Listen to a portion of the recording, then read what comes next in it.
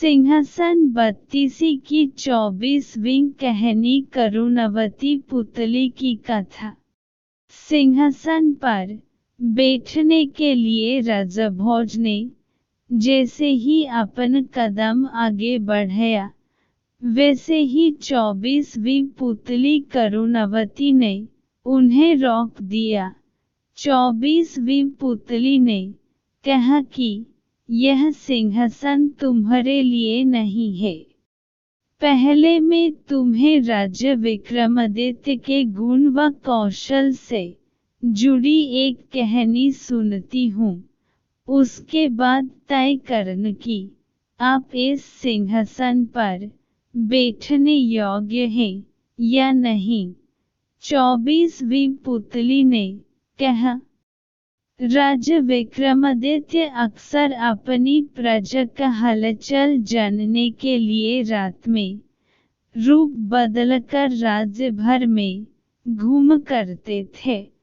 राज्य के चोर डाकू भी जानते थे कि महाराज भेष बदलकर घूमते हैं, इसलिए वो अपराध करने से घबराते थे। राजा विक्रमादित्य भी चाहते थे कि उनके राज्य से अपराध पूरी तरह से खत्म हो जाए और उनकी प्रजा रात को चैन से सो सके। इसी प्रकार एक रात महाराज भेष बदलकर अपने राज्य में घूम रहे थे। चलते चलते उन्हें एक भवन के बाहर रस्सी लटकी हुई नजर आई। उन्होंने सोचा कि जरूर कोई चोर इस रस्सी से लटकर ऊपर गया, इसलिए वो भी रस्सी के सहारे ऊपर पहुंच गए। उन्होंने अपनी तलवार भी निकाल ली और चोरों को तलाशने लगे, लेकिन तभी किसी महिला की धीमी आवाज सुनाई दी। उन्हें लगा कि यह महिला ही चोर है। यह सोचकर वो कमरे की दीवार से सटकर खड़े हो गए। उन्होंने सुना कि महिला किसी से साथ वाले कमरे में जाकर किसी की हत्या करने को कह रही है। महिला कह रही थी कि उस आदमी की हत्या किए बिना किसी और के साथ उसका संबंध बनना मुश्किल है। इसके बाद महाराज को एक पुरुष की आवाज सुनाई दी। पुरुष बोल रहा था कि वह लुटेरा जरूर है, लेकिन किसी निर्दोष व्यक्ति की जान नहीं ले सकता।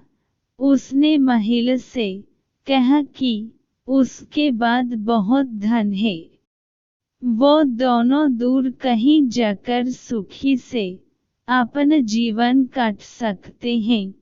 इस पर महिला बोली कि तुम 2 दिन बाद आना, क्योंकि उसे सारा धन इकट्ठा करने में 1 दिन लगेगा।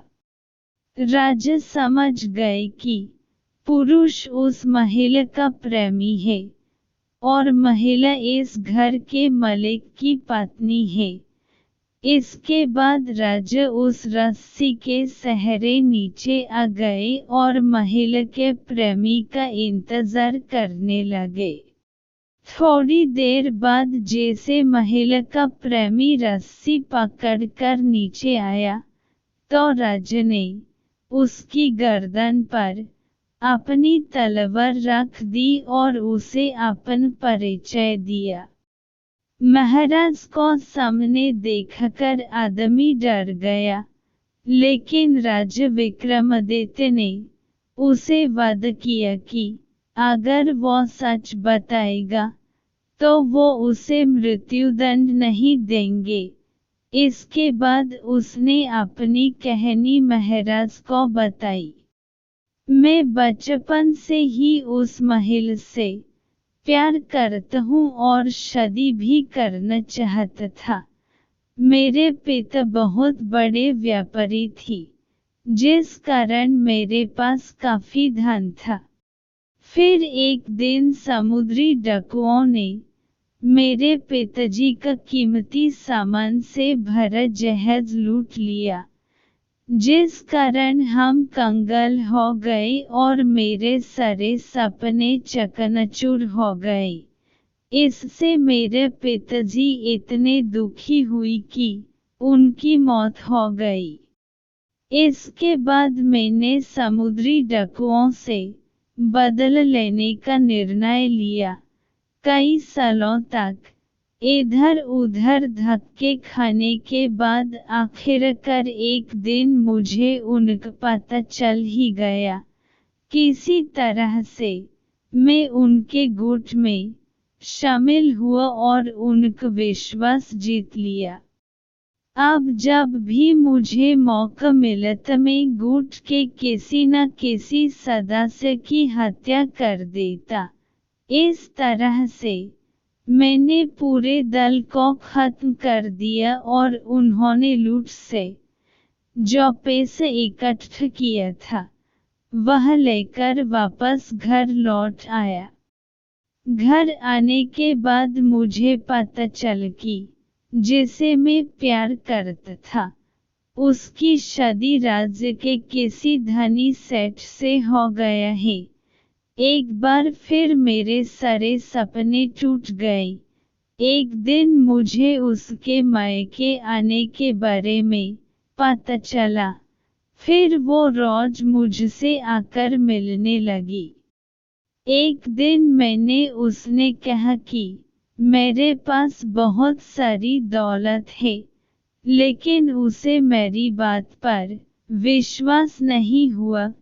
उसने कहा कि अगर वो उसे 9 लाख हार ला कर दे तो ही उसे विश्वास होगा।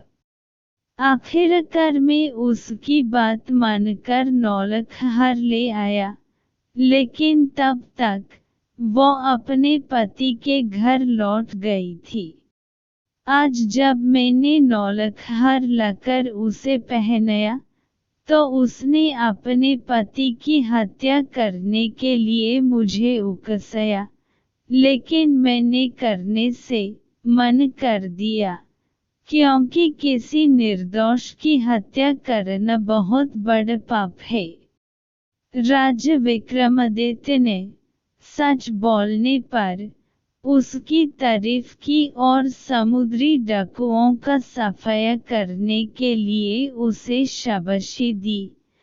साथ ही अपनी प्रेमिका की चतुराई नहीं समझ पाने के लिए उसे डांटा। राजा विक्रमादित्य ने कहा कि सच्ची प्रेमिकाएं प्रेमी से प्रेम करती हैं, उसकी दौलत से नहीं। साथ ही 9 लाख हार मिलने के बाद अपने पति की हत्या के लिए उसे उकसाया। ऐसी निर्दयी तथा चरित्रहीन महिला से प्रेम हमेशा विनाश की ओर ले जाता है।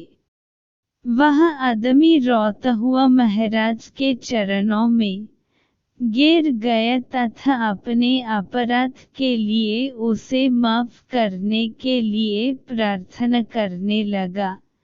राजा ने भी उसे मृत्युदंड नहीं दिया और उसकी वीरता और सच्चाई के लिए ढेरों पुरस्कार दिए।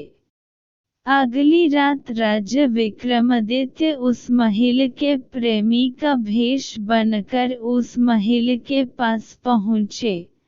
उनके पहुंचते ही महिला ने सोने के आभूषणों से भरी एक थैली उनके सामने रख दी और कहा कि उसने सेठ को विष खिलाकर मार दिया है।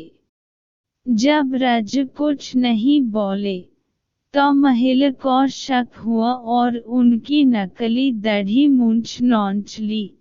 अपने प्रेमी की जगह किसी और पुरुष को देखकर महिला जोर जोर से चोर चोर चिल्लाने लगी और अपने पति का हत्यारा उन्हें बताकर रोने लगी। वहीं घर के बाहर खड़े राजा के सिपाही राजा का आदेश मिलते ही दौड़कर आए और महिला को गिरफ्तार कर लिया।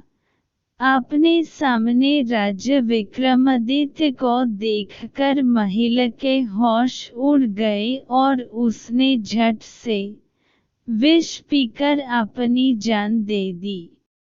यह कहानी सुनकर 24वीं पुलती वहां से उड़ गई और राजा भोज एक बार फिर महाराज विक्रमादित्य की न्यायप्रियता के बारे में सोचने लगे।